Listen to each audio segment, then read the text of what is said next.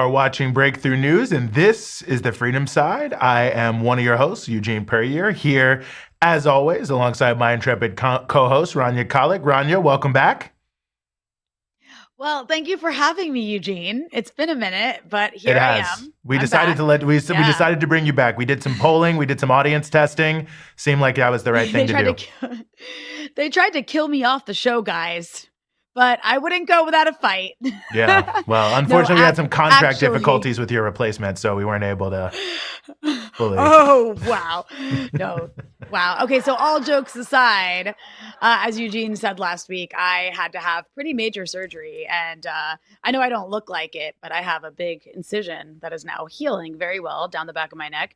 I had to have surgery on my neck, and I came out really good. It was really scary. And thanks to all of my colleagues and friends at Breakthrough News for being super supportive and giving me the time I needed to recover. I'm still recovering, Eugene, doing that physical therapy, super important.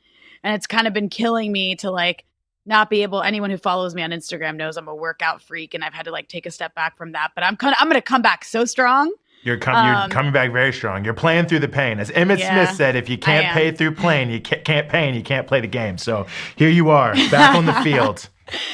Yes. I'm very excited for it. So slowly but surely, I'll get back to my normal self and, getting to do another Freedom Side. I'm very, very excited to be on. So here we go. Let's go, guys. Absolutely. Well, very happy to have you back. And of course, everyone who's watching on YouTube, I will take this as an opportunity to remind you to go ahead and, if you have not already, hit that subscribe button, then use the down arrow to turn your notifications on so that you can be notified very promptly for all of the new content coming out from the channel you have indeed subscribed to. That's Breakthrough News, including Dispatches with Rania Khalek. So go ahead, hit subscribe, hit the down arrow, turn your notifications on. If you're watching on Free Speech TV, all I want you to do is to keep watching Free Speech TV and keep supporting FSTV. And big shout out to the whole Free Speech TV team, as always, for making it possible to appear on that platform as well. Salute y'all. Rania, are there other things that you would like our viewers to know as we get started? Yes, Eugene, I want to remind everybody to not only like, subscribe, and share this episode. It helps boost us in the algorithm that seems to really just hate us. Shout out to YouTube. Shout out to Google. But in addition, you can go to patreon.com/breakthrough news. And for as little as $5 a month, you can become a member where you can access exclusive content as well as exclusive merch. So go check that out, patreon.com/breakthrough news. And later on in the show, if you guys stick around, which you always should, we'll have some fun announcements related to that. Yeah. Yes, we will. We actually already announced it last week that we were going to reveal my Instagram. So just get ready for that. I don't know if I'm ready for that, but we'll get to it at the end of the show. So stick around if you so choose. Nonetheless, let's get this show going here. We got a great show for you, a lot to discuss. We want to start here with just a massive humanitarian crisis taking place in Sudan as part of the ongoing conflict that has been happening there. And in particular, we're talking about the city of Al-Fasher in northern Darfur, which is very much at the center of the ongoing realities of the war. We are very happy to be joined, as always, by Mossab Baba, researcher on Sudan. Mossab, as always, thanks so much for being with us. Yeah, thank you all for having me again. It's always a pleasure. Well, the pleasure is all ours. I wish it was in better circumstances. And I think that, to some degree, this is being reported in the news, but I still think it's underplayed as a story. Al-Fasher, which is, one of the center points of where the conflict is taking place in the Darfur region, is in a very serious humanitarian crisis. Maybe just give us a sense of where the city is, what the sort of state of the conflict is there, and what the humanitarian toll is currently. Sure thing. So Al-Fasher has been really one of the biggest tragedies in the war. It's in the Darfur region, and within Darfur, it's in northern Darfur. Also, Al-Fasher is the historic capital of Darfur. Its full name is Al-Fasher al-Sultan. The main groups that are there are the Darfur liberation movements that were, going to war against the Bashir government since 2003. So in 2020, they signed a peace deal that finally kind of, ended the war, but in a more, partially. not all of the groups actually signed.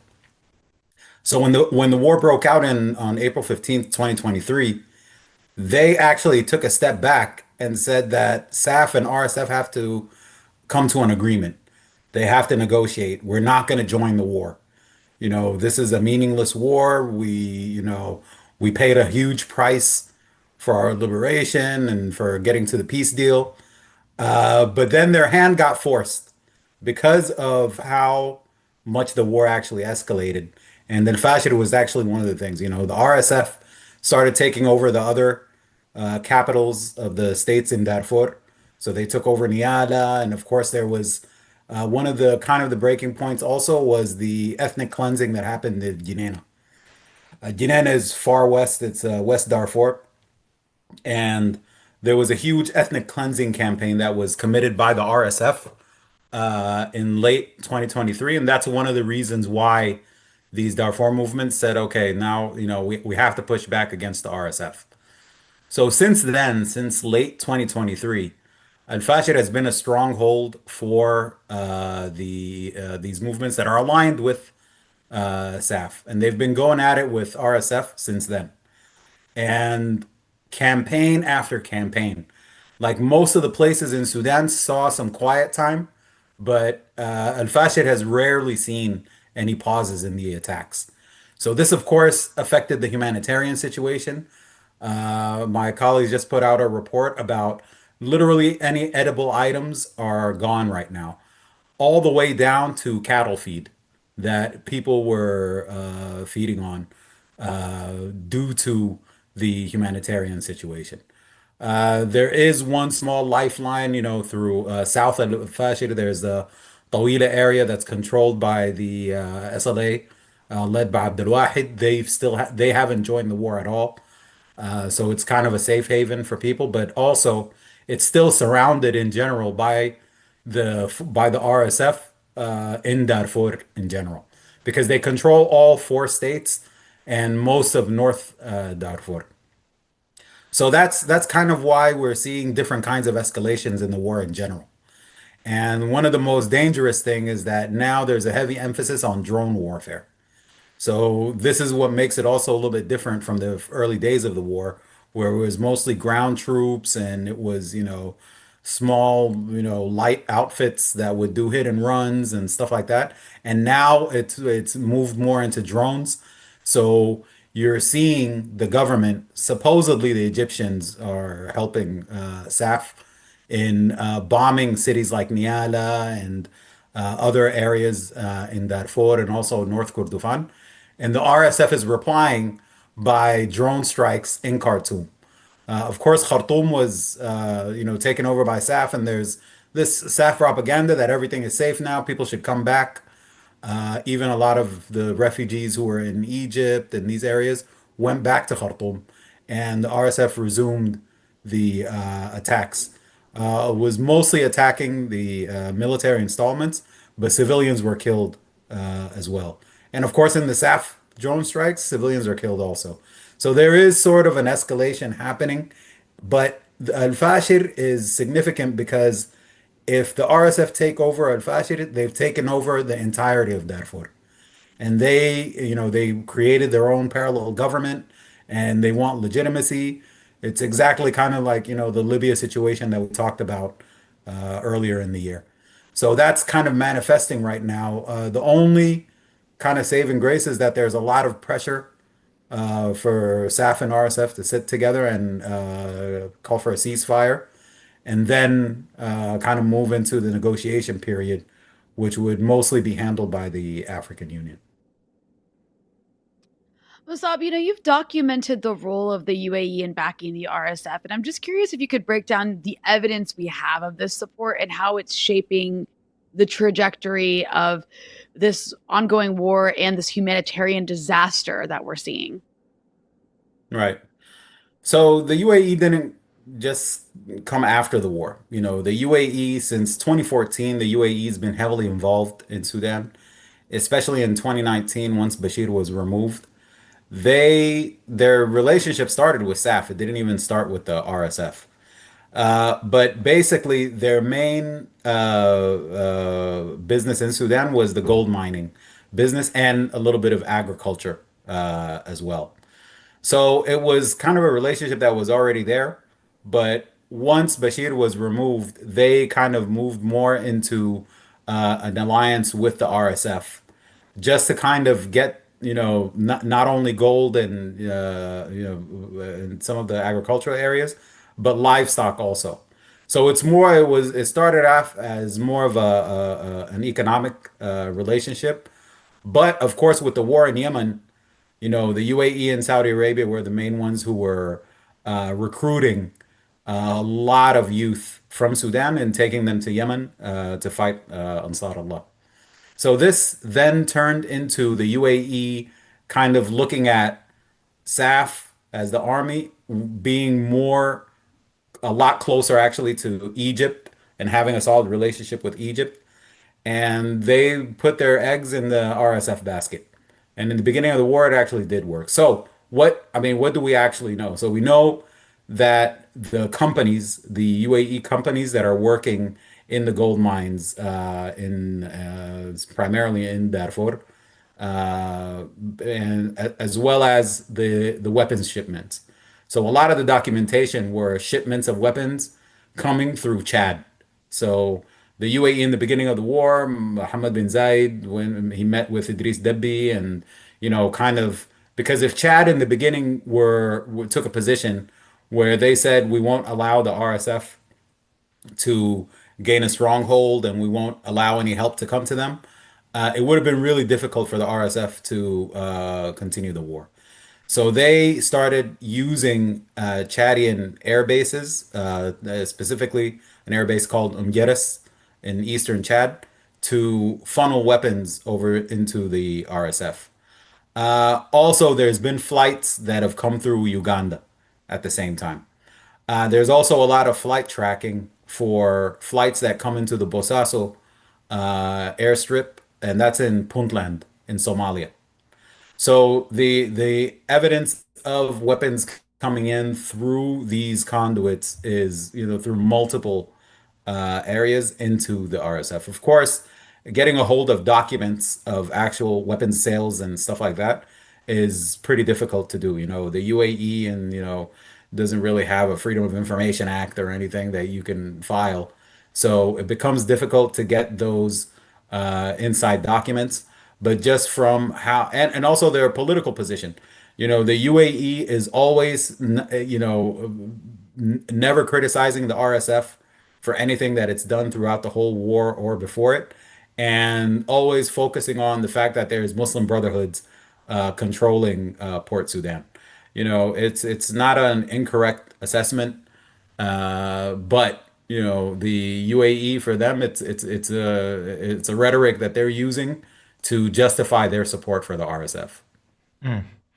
Well, let me ask you just one more question here before we let you go, Mossab. I mean, I think one of the things, and you referenced the fall of Bashir in 2019, there is a vast sort of civil society infrastructure. I know many of those individuals have turned towards providing support for civilians in the context of the war zone, the emergency rooms, and different things like that. But, one other factor is the targeting of those political forces, by both sides when they take various cities. And I wonder how you think that, or say a little bit about, if you could, about how that's playing out and what you think the motives may be in terms of how either side wants to sort of set up a post-war scenario.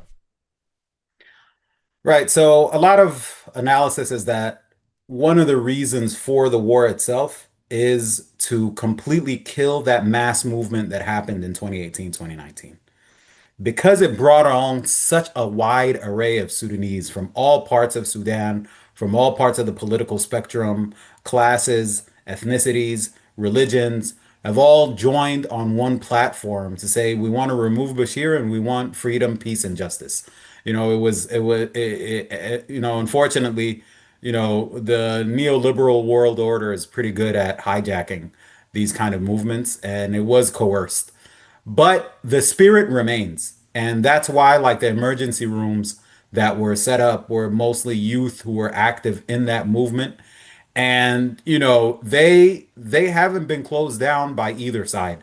because either side understands that if they, although there have been a lot of incidences of arrests, of killings, of torture, of these kind of things, and under the auspices of these are people who are cooperating with the RSF or they're cooperating with SAF.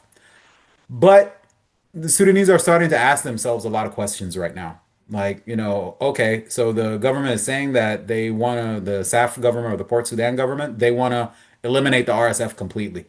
That's the same thing that they said in 1983, and the South Sudan war continued until 2005. So how long is this war going to last? What's the solution coming up? Even some people are like, okay, if they want Darfur, let the RSF take Darfur, which isn't, of course, a solution. But these critical questions are starting to come up. Even questions of, well, okay, RSF has a relationship with the UAE and it's selling it gold, but SAF at the same time is selling its gold to the UAE. So what exactly is going on here? Who benefits from this war continuing? So I imagine at some point there will be another critical mass of Sudanese grassroots, civil society, activists, everybody who was kind of involved in that movement to call for the ending of the war. But what comes next would then be a big question mark because a lot of what's coming next is not going to like, the SAF and RSF are not going to like it because a lot of people are talking about accountability and transitional justice, as a means to then not only stop this war, but nobody has ever been held accountable for any of the atrocities in Sudan going back for decades. So that's one thing. Another thing is kind of a national dialogue, a people-to-people dialogue that would then answer the questions of governance, answer the questions of economy, the development, the resources, all of that stuff. Unfortunately, these things are kind of in their infancy stages right now. But I imagine as things go on, I mean, even right now, as we're talking, there's a lot of reports coming out that both SAF and RSF are in DC talking to the U.S. administration. I don't imagine a lot would come out from that. It would, if something happens, it would be kind of like the Congo thing, where it's connected to there's other strings attached, and Trump wanting a Nobel Peace Prize or something. But it's that sort of thing. Even the emergency rooms, they were nominated for a Nobel Peace Prize. But you know how that went, and so we keep telling them that like don't be sad about it. Just look at who they actually gave it to, and that should tell you a lot about it. But yeah, we're hopeful that at least having a ceasefire and a humanitarian ceasefire, because this situation in El Fashir is way out of control. It is a true tragedy. Well, as always, we really appreciate you coming on and helping us sort through it all. Mossab Baba, as always, thanks so much for some of your time here in the Freedom Side. Thanks, Eugene and Rania. Take care. Rania? Well, Eugene, I gotta say, not to make everything about me, but no, I mean, I really having to really spend time pausing and recovering from a really painful process of surgery. Surgery is really tough. You go under anesthesia, you get cut open. It had me thinking a lot about the people in these places like Sudan or like Gaza who are having to deal with these blunt trauma injuries that aren't even controlled like the way a regular surgery is, a lot of times without anesthesia, without soap to wash things. And it really had me reflecting on that a lot and being on the run, after having a limb amputate. I mean, I just couldn't, I had trouble just going up and down stairs for a couple of days, right? That was really hard. I had to be very careful. You're in a lot of pain. There's no painkillers in these places. You've run out of so much, and then all of the forces that keep this horror going and all of this suffering. And I don't know, it brings it to a new level once you're oh God, how are people getting stitched together after having massive incisions or limbs removed and then being on the run? And I guess that's a good segue into what we were going to talk about for this next segment. And that's the supposed ceasefire in Gaza, which, as we've learned over the last couple of years, when it comes to Israel, a ceasefire, we should put that in big, sarcasm quotes, just means that the Arabs hold their fire while the Israelis continue to bomb you and starve you and steal your land. That's what a ceasefire means. And that's what we see happening.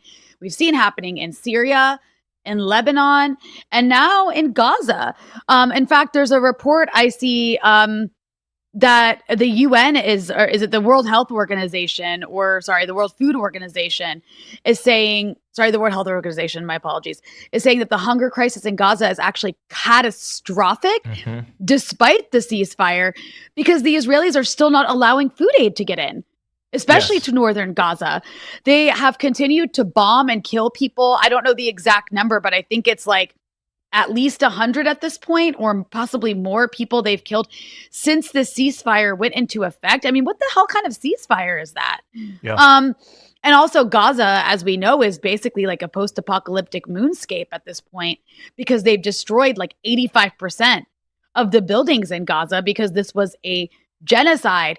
And all that's to say, at the end of the day, we can talk about what Trump's ambitions were here in order to get this, fake Gaza peace deal, as he called it, signed to look like some sort of hero, and to kind of save the Israelis from themselves, as he stated recently in like a Time magazine interview, where he actually said Israel was becoming unpopular. I did this to help them around the world. But the fact of the matter remains that we are living in what I often call, greater Israel times. And that is that Israel is in this like sort of insane, like Nazi-like phase of trying to expand its borders when all of its enemies, all of its adversaries are very, very weak, because for the last 2 years, Israel's carried out a genocide that has weakened everybody who was capable of deterring them from doing the worst. And you have these like, psychotic Jewish supremacist nationalists, like to the extreme, in charge of Israel, and they will expand those borders and steal as much land as they can while the opportunity is ripe, until the world stops them. So until we see the U.S. especially pulling back the weapons flow towards Israel, this is going to be ongoing. Palestinians, Lebanese, Syrians, possibly even more countries, as we saw the Israelis bomb Doha, are going to be dealing with this ferocious end-stage Zionist Israel. And I think that's why now the big fight is actually in the West. And that's why you see the Israeli government announcing an insane amount of spending on propaganda. You see Zionists buying up as much media as they can. They want to try to change public opinion because it's gone in the direction of being so against Israel. If you look at the numbers in the US especially, and they recognize that in a sort of bourgeois democracy like the US, that ongoing support for Israel is not sustainable. You see AIPAC itself becoming like poison for people, especially in the Democratic Party, to be taking AIPAC money. And so they're throwing all of their resources into propagandizing us here in the US.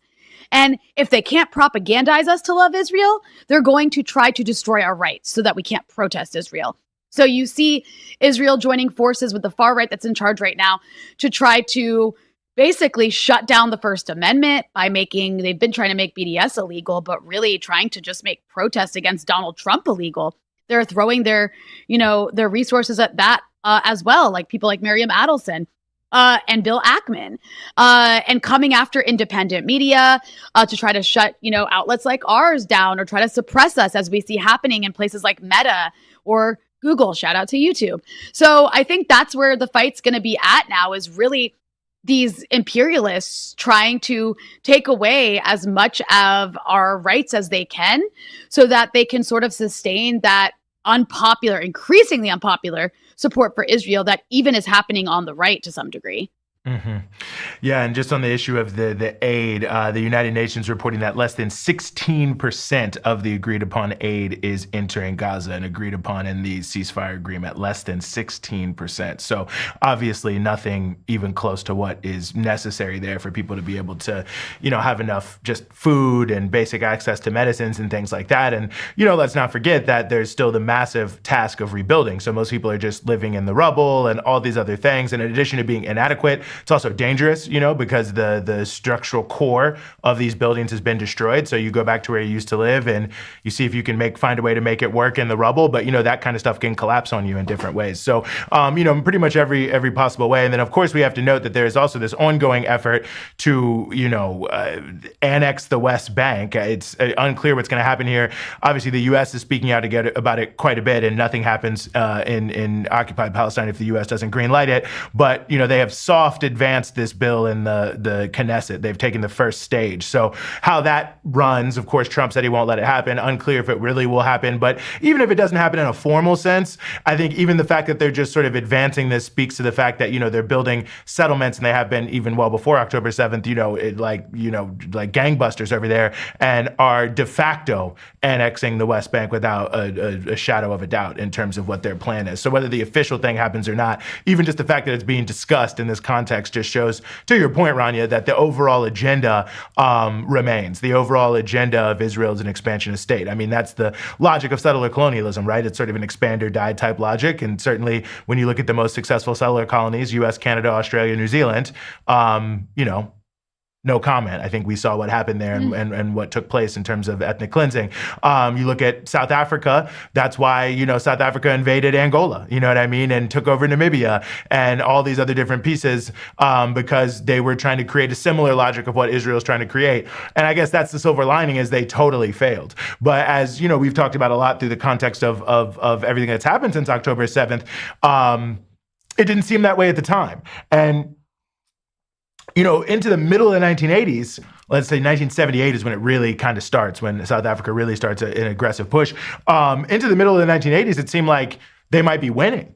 And in fact, even though there was great protest and great, challenges inside of South Africa, the township movement, like half of Angola essentially was controlled by South African proxies, all of Namibia. They forced Mozambique and the people of Frelimo, who were being destroyed in a dirty war, to sign a ridiculous peace deal. There was the Lancaster House Agreement, where the freedom of Zimbabwe, but that also required Zimbabwe to pull back to some degree in terms of the frontline support. At one point, it was kind of just Zambia who was holding on there in terms of the frontline states. The Reagan administration 100% supported them, and they had the support of the United States and the most powerful countries, the UK and others. People like TV here, you may remember the infamous episode of The Crown on Netflix, where there's the issue of Thatcher and the Queen over apartheid, but that's like 1986. So it didn't really seem like that was the case, and the tide sort of starts to turn in many different ways in 1988 with the Battle of Quito Carnavale, where the Cubans and the Angolans defeated the South Africans, and it starts sort of a rollback. And then America kind of switched up on South Africa real quick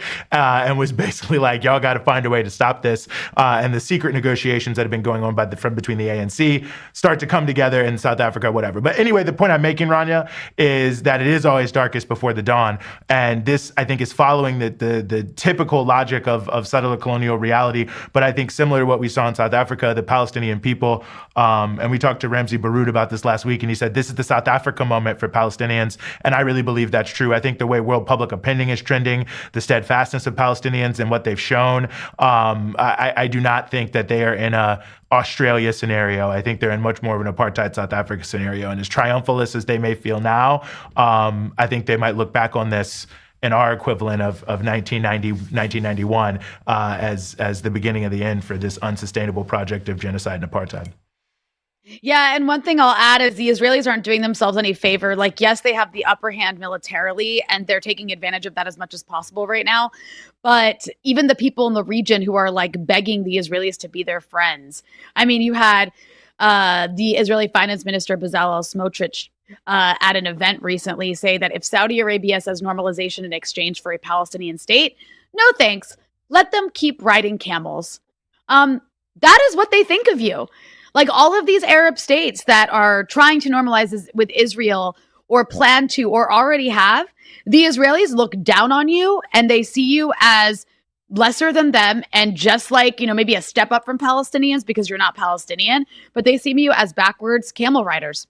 And so, I mean, those kinds of like open racist statements, again, bombing Doha and threatening to bomb the rest of the region if everybody doesn't capitulate. Like, I think Israel is overplaying its hand and increasingly is going to be pushing away even those who like don't care about Palestine, but are just kind of like, what the hell's wrong with you psychos?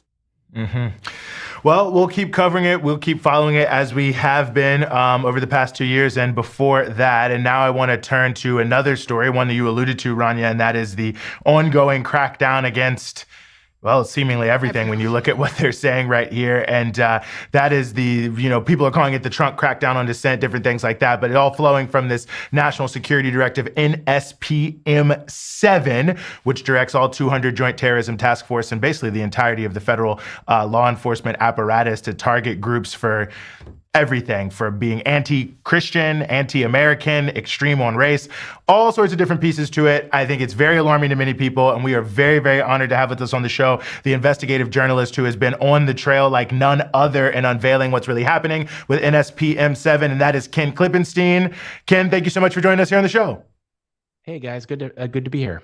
Well, great to have you with us. And even though I'd like to assume that every single person is reading your stuff every day as they should be, maybe you could start by just explaining what is this NSPM 7? What does it actually do? And if you could speak specifically to something that you pointed out that I thought is very important, is how there's kind of a pre-crime element to it as well. So I would say in a nutshell, NSPM 7, National Security Presidential Memorandum 7, directs the entirety of federal law enforcement to prioritize domestic terrorism as defined by those indicators that you were describing before: anti-Christian sentiment, anti-government, anti-traditional family. I mean, some of these, I don't even know how you would define them. I mean, that could be like a bachelor, right? Right. So I don't know if the Trump base realizes that, but the question is, how can that be applied? And basically what it does is it allows the investigation to predicate or open investigations just using those super broad, what they consider to be indicators of future terrorist acts. That basically means that anyone who isn't MAGA can have an investigative predicated. And a lot of the coverage on this has been so sloppy. If you look at the mainstream press, they've said things like, oh, you can't actually designate, Antifa a domestic terrorist organization. There's no such statute. That's narrowly true. There is no law for a domestic terrorist designation, but that doesn't mean the FBI can't investigate them. It doesn't mean they can't go through your information. It doesn't mean they can't audit your taxes. They can't do all kinds of invasive things that are going to have, and we've seen to have a chilling effect on free speech and protest. But I would say in a nutshell, that is what it is. It's kind of an open season for the national security state to go after their idea of, I call it the born and bred scare. Instead of the Red Scare. Like they're worried now that the war on terror has come home. It's no longer focused on Al Qaeda and ISIS and these groups overseas. That mission has been drawn down, at least officially. Not to say we're not still doing things to those groups, but now the articulation has been the enemy within, and we're going to come back and worry about these quote unquote extremists at home. Well, it's really frightening, the kind of rhetoric, the enemy within. I mean, all of these things sort of give you this is like what fascists say. Are we allowed to say that though? We're not saying anyone's fascist because we're not terrorists here, because apparently it's now a terrorist act or sort of pre-crime. You got to be NSPM 7 compliant. You got to make sure that. Yeah, and we are NSPM 7 compliant on Breakthrough News. Thank you very much. You can cut that and put it on Twitter. But no, in all seriousness, Ken, I mean, it's pretty incredible because you broke this story. And it's really alarming, right? Because this isn't even just going after like leftists. That would be alarming enough. But it seems to kind of just be going after anyone who's just critical of the Trump administration, which you've pointed out.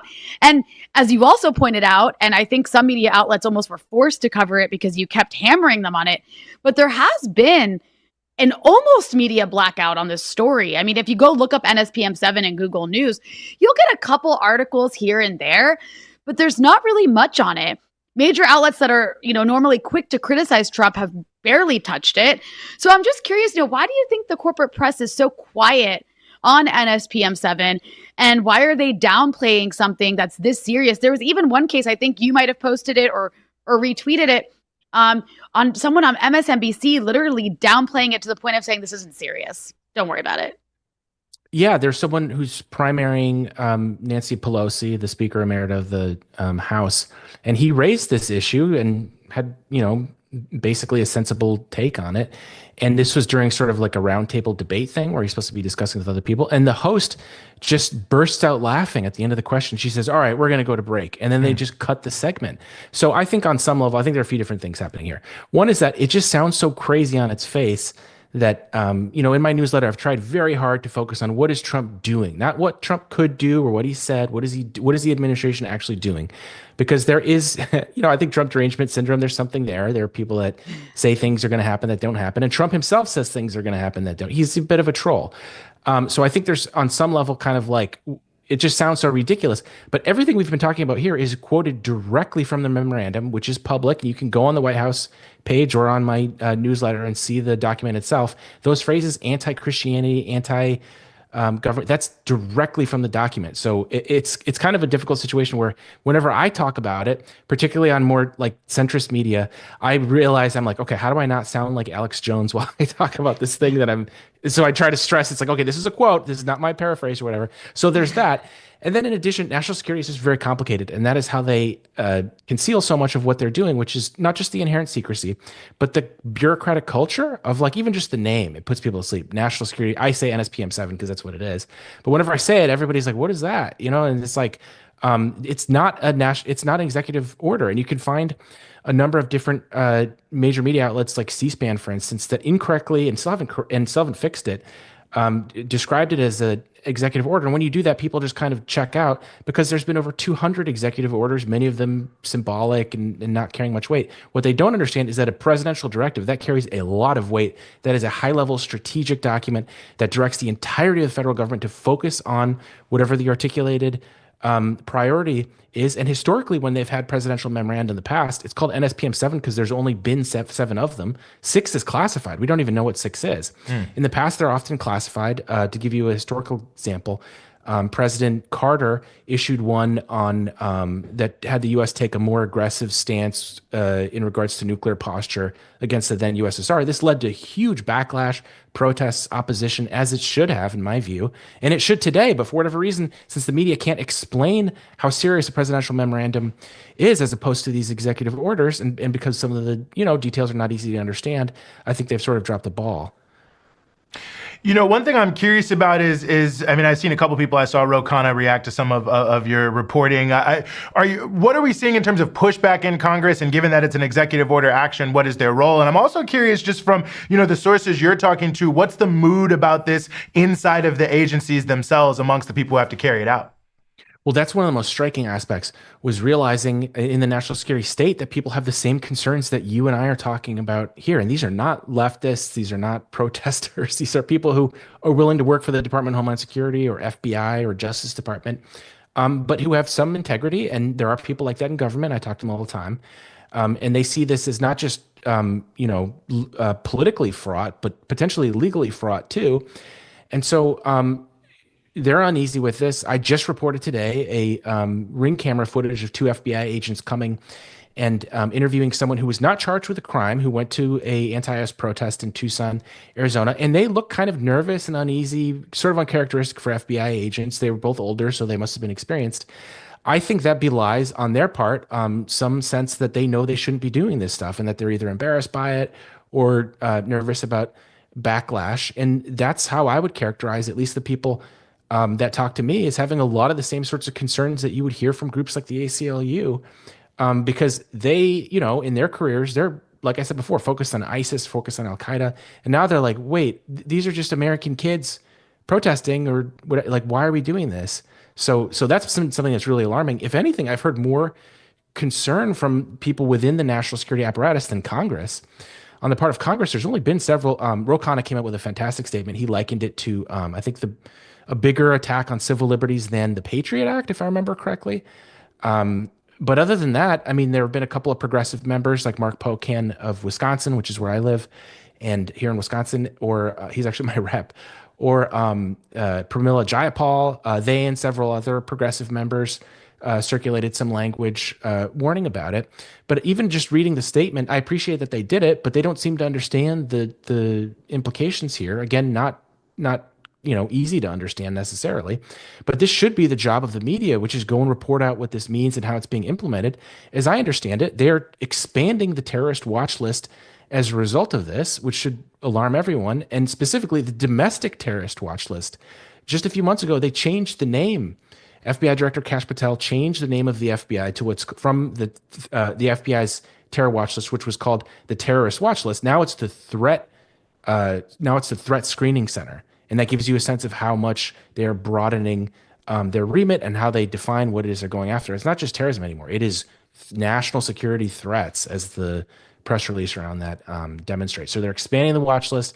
And all we've seen, one other person was Senator Alyssa Slotkin. To her credit, she's brought this up several times. But other than those names that I just mentioned, there has been hardly any discussion of any of this. In fact, someone from Courthouse News, God bless him, just ran up to them physically and said, "Hey, what do you think of NSPM 7?" The leadership, the ranking member of the Judiciary Committee, who's supposed to oversee the FBI, Senator Dick Durbin of Illinois, he replies, "Oh, I don't know what that is. Sounds bad." And that was the same answer he got from a number of other leadership figures in Congress who are supposed to be overseeing these agencies. It's truly stunning, and especially because I don't think these people, these sort of like centrist types, recognize, or sort of like right-wing Democrats recognize that when Trump says Antifa, it's so vague. He means them, and he's saying it. He's literally, him and Stephen Miller are calling the Democratic Party an extremist organization. So like they're not just coming after us; they're coming after everybody who is like to the left of MAGA. But to your point about, the Patriot Act, or I guess to Rokana's point about the Patriot Act, I'm curious if you could maybe talk a little about the origins of NSPM 7, because I don't want to say it's not unprecedented, or it's unprecedented. It is unprecedented, I guess is what I'm trying to say, obviously, because it's so expansive, but it does build on that post 9/11 counterterrorism. And it really does reflect this kind of bipartisan security state that was built by both parties. So if you could maybe talk a little bit about how that helped build towards this, and maybe perhaps looking ahead, where do you see all of this going? Yeah, so if you read the directive, it basically authorizes what are called Joint Terrorism Task Forces, most of which were established after and in response to 9/11, which are many FBI agents, but also local law enforcement get deputized into these JTTFs. They exist in every state across the country. There's at least 4,000 of them, as far as we know, based on the FBI's disclosures. And it allows these JTTFs, as they're called, law enforcement, to go after those indicators that we were just describing and make counterterrorism cases. And so when you adopt a counterterrorism lens, again, Americans are not so familiar with this because so much of it has been pointed overseas, or to the extent that it's here against Muslims. What you're doing is you're trying to preempt an attack, because the theory behind that is that there's some threat so dangerous that we are essentially going to suspend the rules around how you can open cases and premise cases on evidence of a crime having been committed. They know under counterterrorism, there doesn't need to be a crime that was committed. You can get into what I call pre-crime, which is that you are trying to predict a crime. How do you predict a crime? You look at speech. And that's exactly what this authorizes them to do. And it uses the architecture established mostly after 9/11 in the form of these JTTFs to go and carry this out. And what's really alarming about that is amid all the reporting about the National Guard deployments, when I've written on these and interviewed people that have been deployed to them. And what I quickly realized was I thought in large part that fell under the sort of Trump hysterics category, not because it's not alarming and it is, corrosive to democratic culture to have them just in principle, but they are restricted by posse comitatus. And that's why you keep seeing all these videos of them just wandering around, picking up trash, just like trying to keep themselves busy, because they don't actually have authority to do anything. But when it comes to the JTTFs, they do have the authority to do this, and they answer directly to the federal government. And so in an almost ingenious way, Donald Trump and Stephen Miller and the White House have found a way to get around the state legislatures and governments who keep blocking them when they try to do what they do with the National Guard. They've found a mechanism to be able to pursue whatever it is they want to pursue without them acting as a deterrent. And so that's what's special about NSPM 7, is it uses this architecture to get around state and local authorities. Mm-hmm. Well, we really appreciate you joining the show. You're doing fantastic work covering this all. Hopefully everyone is following you very closely. Ken Klippenstein, thank you so much for some of your time here on the Freedom Side. Thanks for having me, guys. Mm-hmm. Well, Rania, I'm just going to move right ahead here into our next guest, who I know is waiting. A little preamble here. Not every day you hear a mayor of American city call for a general strike. You heard it last Saturday from the mayor of Chicago. In case you didn't see it, BT was there and we captured it. So let's roll the clip real quick. If my ancestors as slaves can lead the greatest general strike in the history of this country, taking it to the ultra-rich and big corporations, we can do the same today. I'm calling a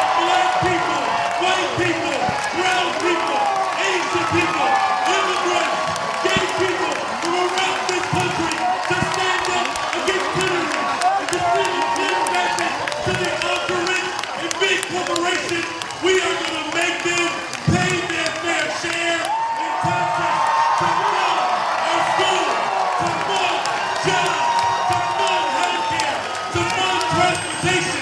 Democracy will live on because of this generation. Are you ready to take it to the courts and to the streets?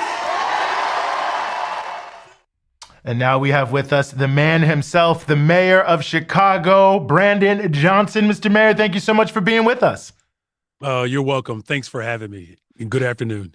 Excellent. Well, great to have you here with us. And as I said, many times we're not used to hearing politicians tell people to strike, or certainly encouraging it, and certainly not a general strike. So I have to ask you, what about this moment compelled you to send this message at this time?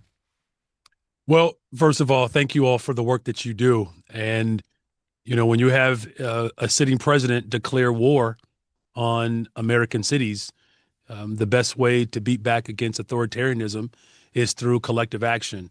As the son and the product of the labor movement, the civil rights movement, it's the great potential that Dr. King imagined when he spoke before AFSCME in 1967, that if the labor rights movement and the civil rights movement were to ever collide, what enormous potential it would have. And obviously I'm paraphrasing. But the war that this president has declared on the city of Chicago and working people across America, this is the time for us to be united, because clearly the ultra rich and billionaires are united. And if we're going to beat back against this tyranny and authoritarianism, workers all over the country, quite frankly around the globe, have to be even more united. Well, Mayor Brandon Johnson, you got me fired up watching that clip again. And I got to ask, how has the reaction to this been? Have any other unions or elected officials reached out to you? And I know you have a longstanding relationship with labor unions across Chicago. So do you think this is going to spread? Should people start working towards this? Well, absolutely. I believe that the climate is ripe for this, right? Because you have small business owners that are relating with the very working people that they hire. And so whether you're in a union or not in a union, we're all profoundly impacted by this, unconstitutional overreach by this president. But we're also clear about how the spread of right-wing extremism around the globe has left so many people in peril and in despair.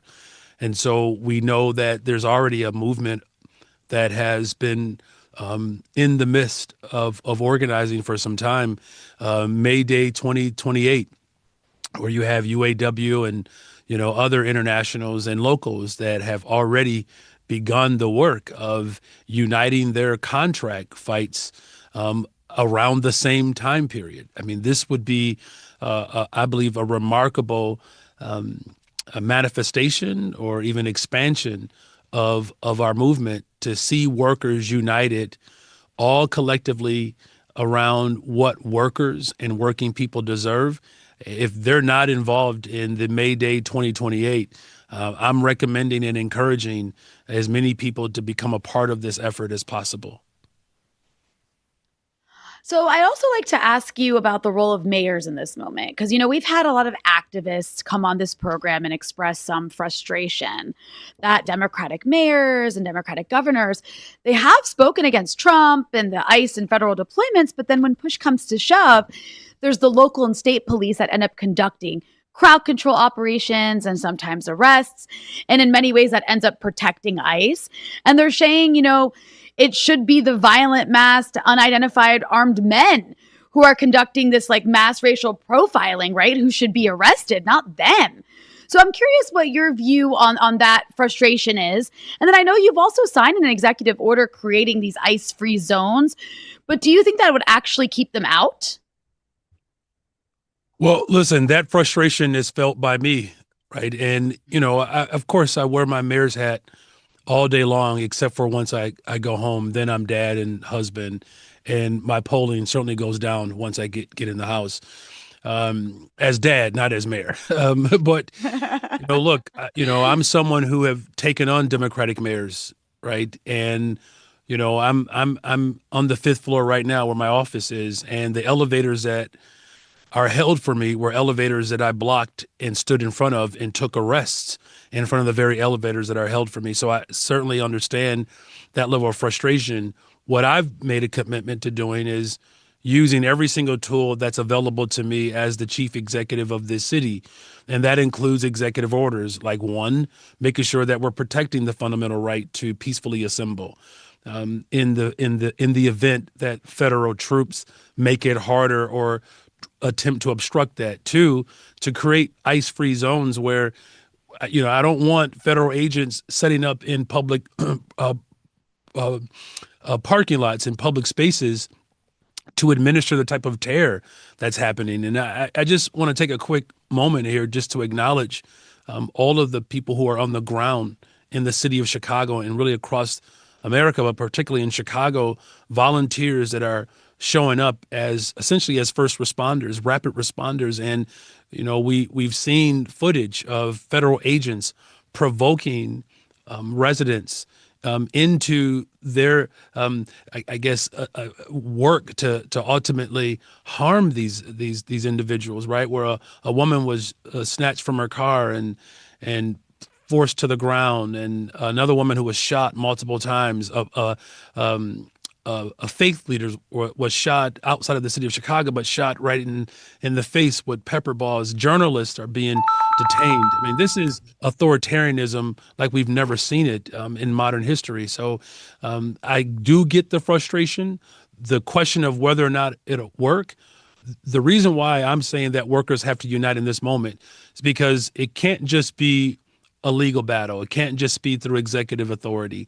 We have to take it to the streets in the neighborhoods to send a very clear message to the authoritarianism that's being promulgated throughout this country, that we will use our economic prowess to beat back against these acts of tyranny, because we're all impacted, whether you are documented or not. They're coming for working people. They're coming for poor people. And the only way we're going to disrupt this moment is by being collectively united as workers. Mm-hmm. And you were certainly drawing on some powerful cultural artillery in your call, talking about our ancestors' role in the general strike that ended slavery. And shout out to W.B. Du Bois for providing us with that framing. And you think about that strike, and that was one where they were risking it all, even their lives, to run away and do different things. You think about what took place at Selma, where everything was declared illegal in terms of marching, including federal injunctions. They still went forward. The entire civil rights movement, the entire abolitionist movement, which called for a higher law, that legality was sort of second to justice. And I think that's why we revere those things to this day. And so in a moment like now, when Trump is already criminalizing dissent to such a degree, raising the specter of things like the Insurrection Act, how do you respond when people say that, well, something like a general strike might be illegal or might draw down repression from the Trump administration? Yeah, look, this moment is going to require all of us to take more risks. Because here's the thing, if we don't take these risks, think about what we will lose. And this is not just simply about restoring our democracy to what it was prior to Trump, because it's clear that wasn't working for a lot of people, right? And so that's why in this moment, we have to be thoughtful about how we reshape democracy in a way that actually shows up for everyday people. And so I see this as more of an offensive act, right? Because too often, progressive folks or those on the left, there's a knee-jerk reaction to defend. And I get it, right? Because I've been in that defensive posture. But that is not sustainable. And not to use too many different analogies, but everyone knows that if the defense is on the field long, that's not a good sign, right? And so we're clear in Chicago about what we have to do in order to defend, but also to be offensive in our approach to make sure that working people and our values are front and center. And so that's why I said it wasn't just about the call to action. It's about what we are fighting for. We want to make sure that our schools are fully funded. We want to make sure that healthcare is available for every single person. We want to make sure that transportation is accessible, good paying jobs, right? Of course, and affordability in housing. So when I go back to, what my ancestors fought for, post the Civil War, there were 5 simple demands: education, housing, transportation, good paying jobs, and healthcare. I hope I got them all. And those are the demands that I believe that working people can rally around. So it's taking risks, but it's also reshaping our democracy in the formation that will outlive all of us. And that democracy has to reflect the interests of everyday people and not the ultra rich. Well, Chicago always been at the center of the fight for socioeconomic democracy in this country. We think that'll continue. We'll keep following it. Mayor Brandon Johnson, thank you so much for joining us here on the Freedom Side. You're welcome. Thanks for having me. Rania? Well, Eugene, I wish we had more mayors like that. And I mean, we might have another one like that I think we will for sure. But it's really exciting to hear an elected official at the level of mayor calling for a general strike. Indeed. Well, he's a union teacher, comes out of the trade union movement. And I think what we've seen from Chicago, his union, the CTU, which really was one of the movements that helped, reignite trade unionism in this century. Now, it seems weird to say, but we're in a new century with the strikes that they put on there in defense of public education and striking for something that was, yes, about wages and working conditions, but really about the conditions of our communities. Many people might remember Rahm Emanuel. Maybe you don't remember him, but part of what really brought him down was the struggle of teachers saying you can't just continue to destroy primarily Black and also Latino working class communities. And, SEIU Local 1, it's in many different places, the janitors and healthcare workers and others that are also a part of this big, broad coalition of working class people and activists of all types, socialist groups of all types that have, I think a lot of people don't know it, but if you know Chicago, and shout out to the Chicago people who I know are watching right now, I would say over the past 6 or 7 years have really built a powerful movement, one of the major centers in this country of the movement in solidarity with the Palestinian people. I believe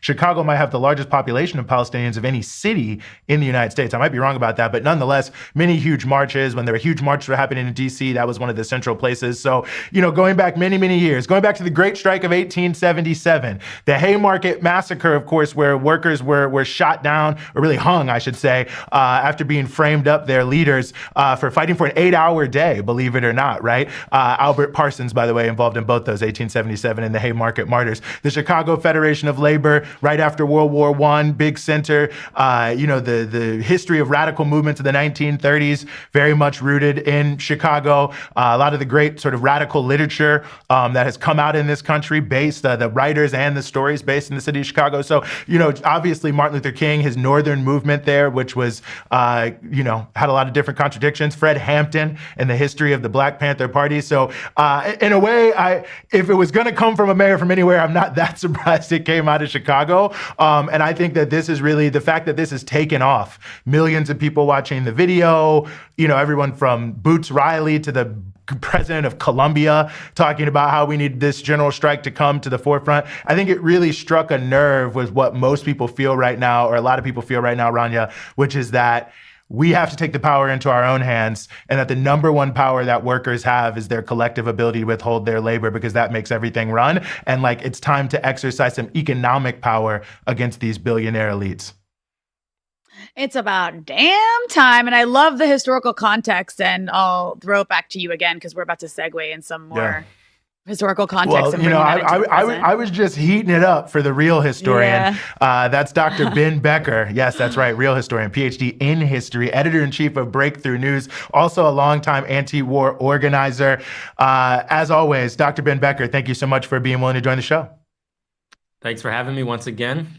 Always an honor, and always an honor now to be on to come right after the mayor of Chicago. I don't feel like I've heard mayors talk like that almost ever. Yes. As long as I've been alive. I don't really remember mayors calling for general strike. So quite an extraordinary moment we're in. Well, let's hope it's a new day and a turning point, and maybe give us some history. I think people hear the term general strike. It's bandied about a lot.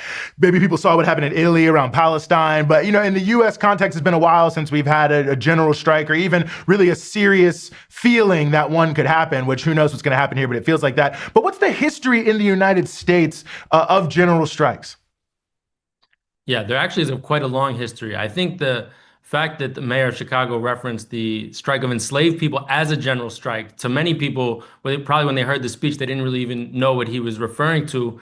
But the idea that enslaved people themselves refusing to work out in the fields or in the plantations at all during the Civil War was a decisive factor in ending the Civil War. It's not really the way that Civil War history was probably taught to you in elementary school, the idea that actually that withholding of labor was a strike.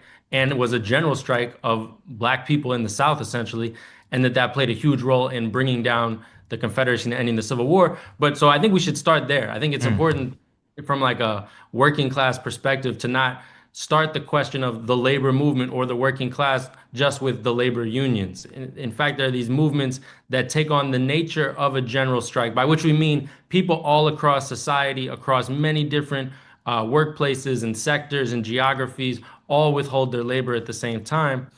And then there's many different general strikes that happen afterwards.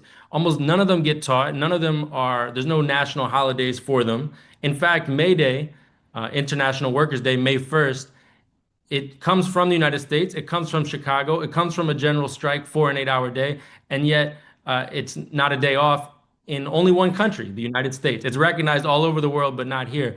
So there is a history of strikes and general strikes in the country that's basically not taught. In 1934, there were strikes in San Francisco, in Toledo, and in Minneapolis that all became general strikes, meaning across all industries.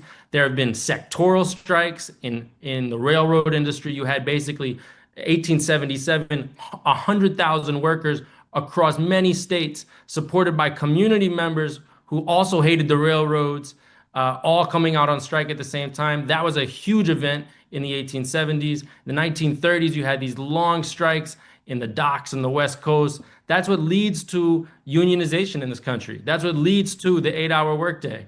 So there is a long history of collective labor action, consumer action, people basically taking common sort of economic activity together that has actually been what's reshaped the country, more than elections, actually. And I think that's what's so interesting about this moment. Whether or not a general strike is going to happen today or tomorrow or next week or next month, more and more people in the country are realizing that the existing political, legal institutions, which are supposed to deliver us change, piecemeal reforms, that are supposed to, quote, protect the Constitution and make sure we live within certain boundaries, that all of those institutions have essentially failed or collapsed. And when basically you have no democratic input in the country through the formal democratic means, people are going to start to explore other ways to assert their power. And I think we should think about general strike right now in an expansive way, in other words, not just about labor unions calling out for the day, which actually might be not the first place that such a strike would start. It might actually start from mass mobilizations. It might start from consumer actions. It might start in one city and start to spread. No one has a prescription for it, but it does feel like that is the idea of the moment that is now bubbling up. So speaking of the history of all this and kind of bringing it to the present, I wanted to ask you, Ben, about a criticism I saw that was quite wide. Okay, we made it widespread's not the right word, but I saw a lot of this criticism about No King's Day. I mean, you had this mass mobilization, like something like 7 million people came out across the country to express their dissatisfaction, their dissent against this current administration, and from various angles, whether it's against, the ICE disappearances and brutality, or the genocide in Gaza, or the cutting of social services, or the shutdown. I mean, or all of those things. And there were some critiques of that, those protests included a lot of liberals who don't care about the things that they should care about, and who aren't resistance enough, or, they're just like a bunch of imperialists anyways. And somebody was wearing a NATO pin. And I mean, you know where I'm going with this. So I guess I'm bringing this up to ask if you can explain why these kinds of mass mobilizations, especially in the face of an administration that is enacting policies that, have fascist elements to them, and there's people in positions of power who are actual fascists and Nazis. Why such a mass mobilization like this that includes such a broad umbrella is so important, and how that plays into the way that, historically something like a general strike might start. I'm not saying No King's Day is going to lead to a general strike, but, people are talking about that now because of things that were said on No King's Day. Exactly. I mean, are we this week going to be even talking about how to leverage the sort of common activity and the mass activity of millions of people on this Thursday if last Saturday there weren't millions of people in the streets? I mean, in a way, regardless of whatever the internal contradictions and the differences are within the different people in the protest. I see whatever funny costumes certain people are wearing. I see in the B-roll here. Like, all of that is secondary, tertiary to the fact that there are millions of people who are stepping into political activity. And once people start to step into motion, they become open to more radical ideas. They become open to using their power in other ways. They start to realize there are millions of people who think like me, who agree with me. They start to find their voice for the first time. So all social movements have to start somewhere. And the idea, you can't just speak to a small group of people who already believe in all your radical beliefs and think that group is going to organize a general strike. Obviously, the whole idea of general strikes or mass movements has to involve the masses. So if we're going to start from the standpoint of, I'm going to organize a mass movement only from those who did not vote for Trump or Harris. Well, okay, so you've knocked out 150 million people already. So I don't think, the PSL voters and the Green Party voters, even though I'm not a Democrat or a Republican myself, I'm always going to vote left.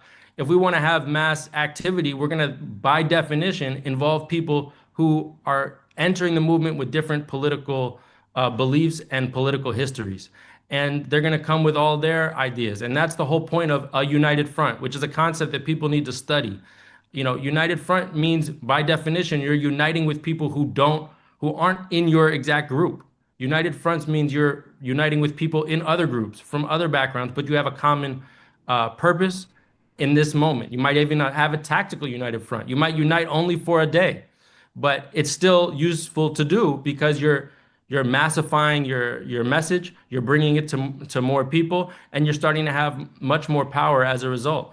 So I think even when you look at history about how big revolutionary movements, huge transformative strikes take place, they don't take place because someone has snapped their fingers and said, now we need to have a large revolutionary transformative strike or moment. Things build on each other. And often, actually, it's when the government represses nonviolent, large, peaceful actions, when they needlessly come out and they open fire, or they take their horses and they drive right into a crowd of people who are just trying to have their voice heard. That's when things like general strikes start to be talked about even more.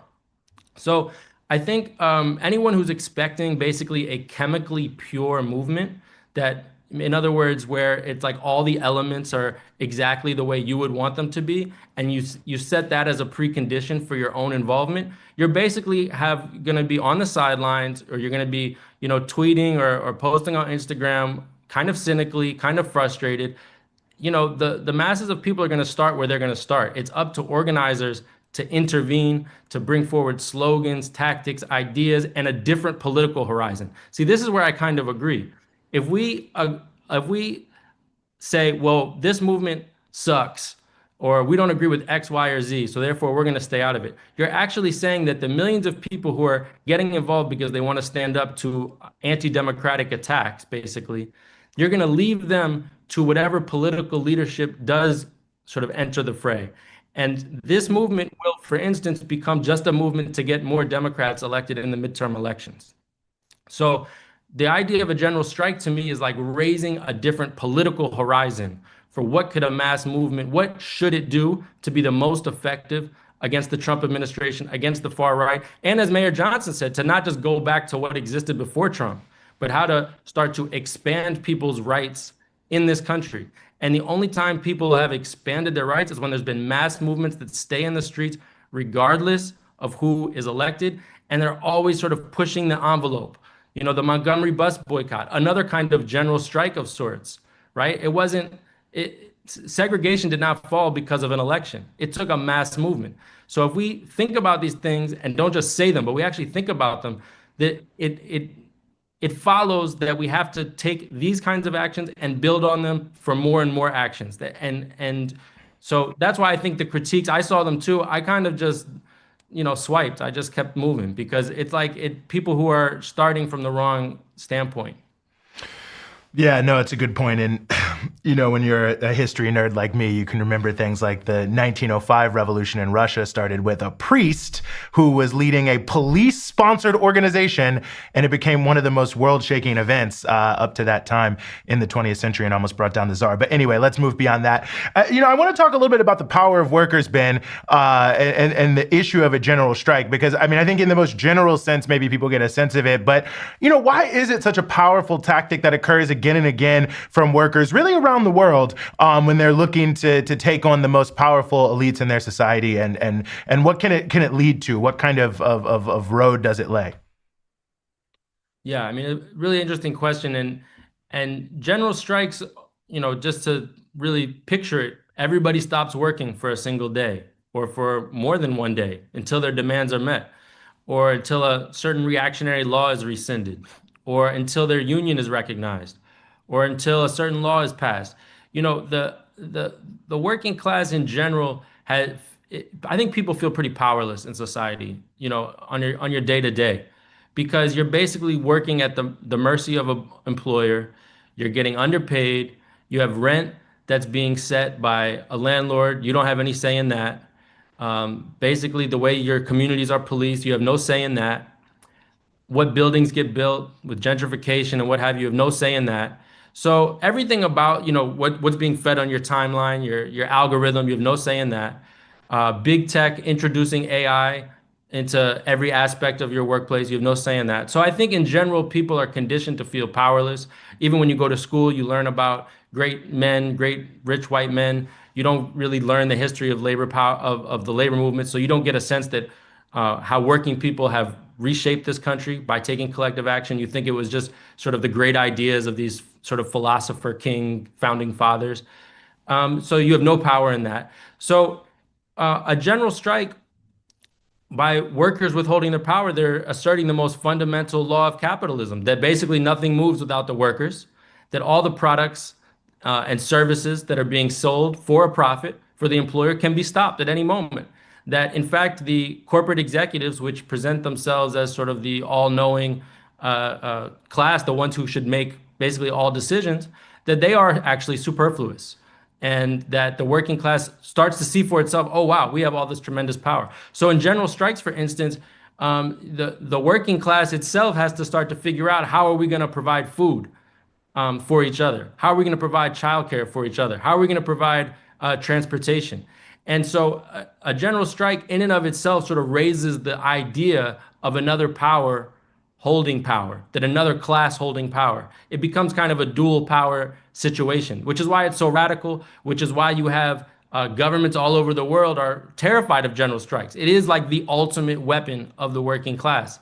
And that's why they don't want you to even know you have that weapon. And why they want to tell you that it basically won't ever work here. And there are things that make it hard here. For instance, there's a law that basically prohibits political strikes, that you can only strike if you're in a labor union around wages and conditions, essentially. And this is the Taft-Hartley bill. So the political and legal infrastructure has already been created to make you think that this is an impossible thing, which is why, as we were saying in the last segment, you have to push the envelope and you have to think about not always what's legal, but what is necessary to advance the struggle. And I think, in these kinds of moments where you see the law being weaponized by the president and by all types of politicians, you have to think, well, to defend democratic rights, isn't that justified? Wouldn't that be a justified reason to go on strike? Or if your coworker is being terrorized by ICE, that's unsafe working conditions. Why don't we go on strike on behalf of that immigrant worker? In 2006, the immigrant working class had a day without an immigrant, and that stopped a very reactionary, right-wing Sensenbrenner bill, it was called, and it basically took it out of Congress. It had already passed the House, and then I think like 8 million immigrants didn't go to work that day, and all of a sudden, the Senate didn't pick it up. And instead of passing a reactionary right-wing law, the Senate started talking about passing comprehensive immigration reform. That was just with the immigrant workers having a general strike. So you can imagine what would happen if you had citizen workers going on strike and then bringing the immigrants alongside it. It would totally change the correlation of forces. And so that feeling of powerlessness would be totally gone, and people would start to realize, oh, like Trump is weak. Right now, Trump seems super strong. But if millions of people don't go to work, if industry stops, or if or if shopping stops, or if school stops, a lot of that strength will be seen for what it is, which is quite hollow. It's really just alarming to see how this administration is trying to do so much all at once. And I do think it's horrifying, but it also presents an opportunity in a way, in the sense of bringing a broad coalition of people together, because it's going after our First Amendment rights. It's going after our due process rights. It's going after our very limited social safety net, where causes government shutdown that we saw just today. There's basically bread lines of federal workers in Washington, D.C. going to food pantries because they're not being paid right now. And that's going to get worse. And then on an international level, you have Trump striking these boats off the coasts of Venezuela and Colombia, and basically promising to do some sort of regime change war with potential land bombs on Venezuela, which he's like laying the groundwork for right now, I think, in a crazy press conference that I see being reported on. But all that's to say, it's a scary moment that we're in, Ben. And we often talk about that. But given the historical precedents we've seen, do you think it presents an opportunity? I mean, we're also facing now the potential. Trump keeps saying, keeps like dangling the idea of using the Insurrection Act, which, would basically give him emergency powers to do even more suppression than what he's already doing. So, yeah, I guess, do you see this as a bit of an inflection point that presents an opportunity for those who want to build a better world? Yeah, an opportunity is necessary. I mean, I think it's important to recognize, like what Eugene said, like the general strike in 1886, the leaders of that strike, not even the leaders of the strike, the leaders of the labor movement who weren't even involved with some of the actions that resulted in some police officers dying in Haymarket Square, they were hanged. In the 1877 strike of railroad workers and the community, because everybody hated the railway companies in the same way that the tycoons, in the same way that a lot of people hate big tech now. Like if you're a community member and these railway companies put put railways right through your neighborhood, and now your kid is being hit by a train, you hate the railway too, even if you don't work there. So the strike of 1877, interestingly, and I'm using it because I think there is parallels to like this sort of hegemonic industry. It brought together the workers, the community, everybody together, but they killed 100 workers in that strike. The Insurrection Act has been used. In 1967, when the people of Detroit rose up against police violence, the National Guard was insufficient, and Lyndon Johnson sent in the army troops. He sent in the actual armed forces. So, there is a precedent for repression. There is a set of laws that Trump can utilize that have been created by his predecessors that he wants to utilize for sure. He does want to push things even further. So I don't think we should kid ourselves about what the nature of this country is, and in fact always has been. But I think that actually the Trump agenda represents such a minority point of view that in fact there's a basis for mass unity against his agenda. I don't think he can succeed or he will succeed. Doesn't mean he won't succeed in enacting some repression. Doesn't mean he won't succeed in trying to put some people in prison or deporting people. He's already doing that. And that could intensify. But in terms of the overall political agenda of what he's trying to impose, to sort of go back to a pre-civil rights, pre-New Deal form of governance in this country, I don't think he will succeed in that, because I think the country is more progressive. I think the country is more anti-racist. It's more anti-sexist. It cherishes many civil liberties and democratic rights, which it won't see taken away. It cherishes the right to collectively bargain and, yes, to go on strike and to organize in the unions. So right now, as you said, he's being so aggressive that he's put everybody back on their heels. And in that sense, they just figure, just keep going, keep them on their heels, and we'll just try to take everything we can take. But these events like No King's Day, and look, that was just one day, but there will be many, many other things that come. These are signs of revival, of a mass movement that I think reflect the genuine majority of the country and where the country is going. I don't think young people are going to become like fascists in mass Of course, there always have been fascists and very dangerous people in the United States. But in other words, I don't think that even compared to the 1950s, that a majority of the population can be signed up for these kind of witch hunting politics, anti-immigrant, racist politics. You look at the urban areas of this country, they're so diverse. I mean, everywhere ICE goes, yes, they're deporting people, but you're seeing spontaneous resistance on Canal Street in Lower Manhattan 2 days ago. That's just a sign. That's just ICE showing up for the first time. So what they're seeing in Chicago, LA, New York, that is like the human beings are going to actually block this agenda from becoming sort of hegemonic. So in the sort of grand scheme of things, I'm still optimistic, but what we have to do is organize. And if we all feel powerless and we all feel like no one else cares, it's just me, and there's nothing we can do, and Trump is too powerful, they will win. And if we all think all we have to do is get Democrats to control Congress, that's going to stop this, that is not going to stop this. It's going to be mass action. That's always been what's decisive in this country, and it's time that we revive that history, not let it be erased, and keep on pressing on. I think that's a great note in order to wrap. As always, we really appreciate you breaking down the history and the contemporary relevance. Dr. Ben Becker, editor-in-chief of Breakthrough News, thanks so much for being with us here on the Freedom Side. Thank you. Rania? And I'll add that, for people who like seeing the three of us together, a few weeks ago, me, Ben, and Eugene did a panel together at ArabCon, and we posted the panel yesterday. You can go check it out. It was really fun to actually be on that panel. And also I watched it and I was like, damn, we are good. So pat on the back to me and my colleagues here at Breakthrough News.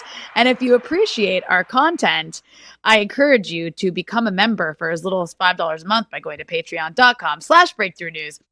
And I want to bring that up to say that we recently told you about, I think it was September. It was a September goal. We said if we could get to, I don't know, what was it? Like whatever the number was, we met it. We met it. It was like 50 or some people. Well, no, I want to say, we were like, if we can get 50 more patrons by the end of the month, or maybe it was like 70 patrons or something, Eugene will start an Instagram account. And you guys, we did in fact reach that goal. We got to 6,400 patrons. In fact, we are now at 6,444 patrons, which is very cool. We're going to have to make a new goal soon. But we got to the goal we wanted.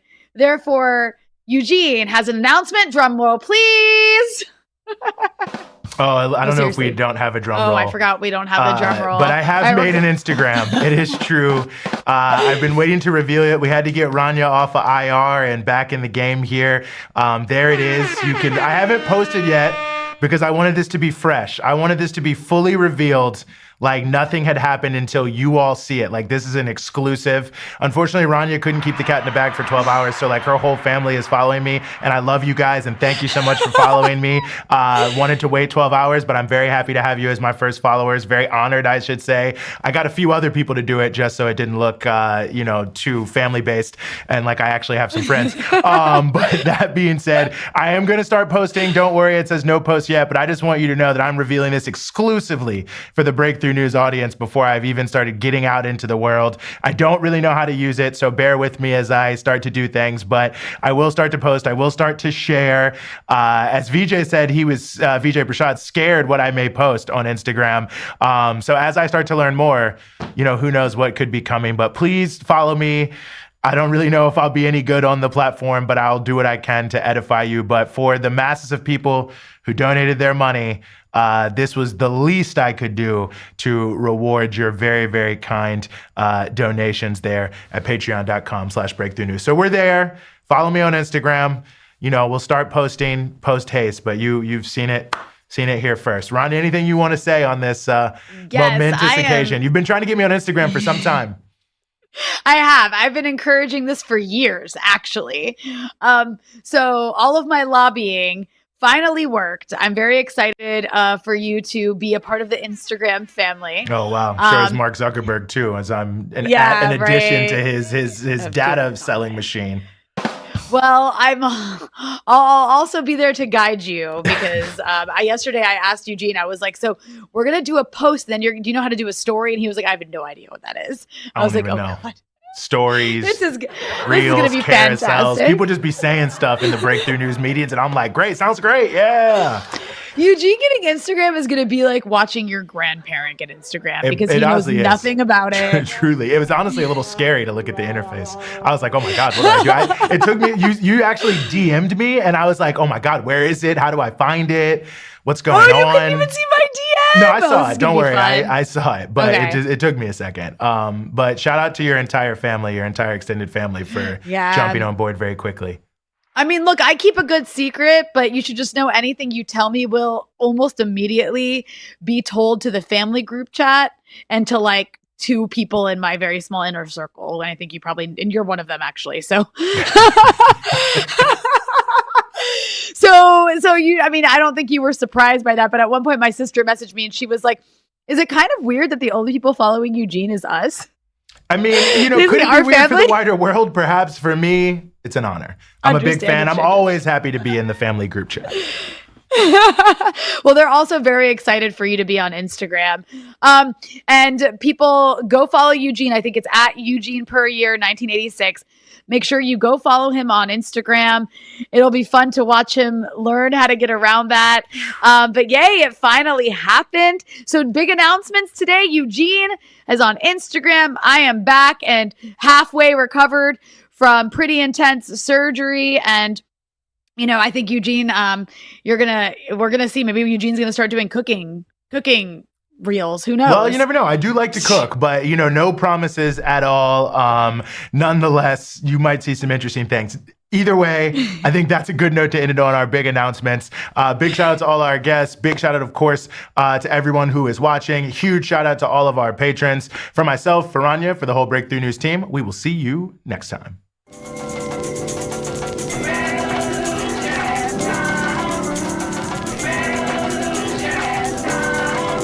Revolution knows no compromise. Revolution overturns and destroys everything that gets in its way.